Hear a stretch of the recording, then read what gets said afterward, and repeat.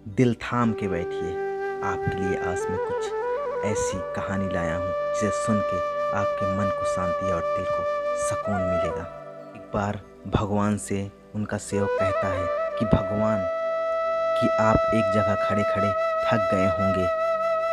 एक दिन के लिए आपकी जगह मैं मूर्ति बन के खड़ा हो जाता हूँ। आप मेरा रूप धारण करके कहीं पे घूम आओ। तो भगवान मान जाते हैं और भगवान एक शर्त रखते हैं कि जो भी लोग वहाँ पे प्रार्थना करने के लिए आएंगे तुम उनकी बातें सिर्फ सुन लेना और कुछ बोलना नहीं। मैंने उन सभी के लिए एक प्लानिंग करके रखी है।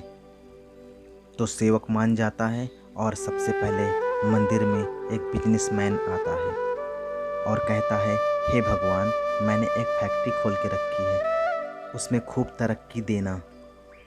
और वो भगवान के सामने माथा टिकता है और उसका जो पर्स होता है वो वहीं पे गिर जाता है और वो पर्स लिए हुए भी वहाँ से वापस निकल जाता है। तो सेवक बेचैन हो जाता है। तो वो सोचता है कि उसे रोककर मैं बताऊं कि आपका पर्स गिर गया है, लेकिन भगवान की उस शर्त के चलते, उस वचन के चलते वो कुछ नहीं बोल पाता है और चुप रहता है। इसके बाद एक गरीब व्यक्ति आता है और वो भगवान से कहता है, हे भगवान, घर में खाने के लिए कुछ नहीं है, मेरे बच्चे भूखे हैं, हे भगवान मेरी मदद कीजिए। तभी उसकी नज़र उस पर्स में पड़ती है और वो भगवान को शुक्रिया बोलता है और वहाँ से चला जाता है। तभी वहाँ एक दूसरा व्यक्ति आता है, वो एक नाविक होता है। वो कहता है, हे भगवान, मैं 15 दिनों के लिए समुद्र में जा रहा हूँ, मेरे इस कार में कोई अड़चन मत आए, ऐसा मुझे आशीर्वाद दीजिए। तभी पीछे से वो बिजनेसमैन पुलिस को साथ लेकर आता है। कहता है, मेरे बाद ये नागरिक आया है इस मंदिर पे, इसी ने मेरा पर्स चुराया है। पुलिस उस नागरिक को लेकर जा ही रही होती है कि सेवक बोल पड़ता है और सेवक के कहने पर पुलिस उस गरीब आदमी को बंद कर देती है जेल में। अब रात को भगवान आते हैं तो सेवक खुशी खुशी सारा किस्सा भगवान को सुना देता है। तो भगवान कहते हैं, तुमने किसी का काम बनाया नहीं और बिगाड़ा है।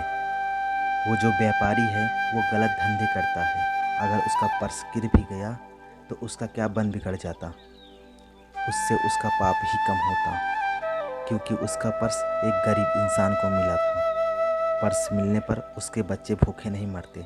और उस नाविक की बात कर रहे हो, वो जहाँ जा रहा था वहाँ पे एक बहुत बड़ा तूफान आने वाला था। अगर वो जेल में होता तो आज उसकी जान बच जाती, उसकी पत्नी विधवा होने से बच जाती। तुमने सब गड़बड़ कर दिया। मित्रों, हमारे लाइफ में कई बार ऐसा बुरा होता है, इतना बुरा होता है कि हम सोचते हैं कि ऐसा क्यों हुआ, लेकिन इसके पीछे भगवान की एक बहुत बड़ी प्लानिंग होती है। ये लाइफ में कितनी भी बड़ी मुसीबत आए तो आप ये समझिए कि इसमें कुछ न कुछ ऊपर वाले की प्लानिंग ही है। अगर आप मुझे पहली बार सुन रहे हैं तो प्लीज़ इस चैनल को सब्सक्राइब कीजिए।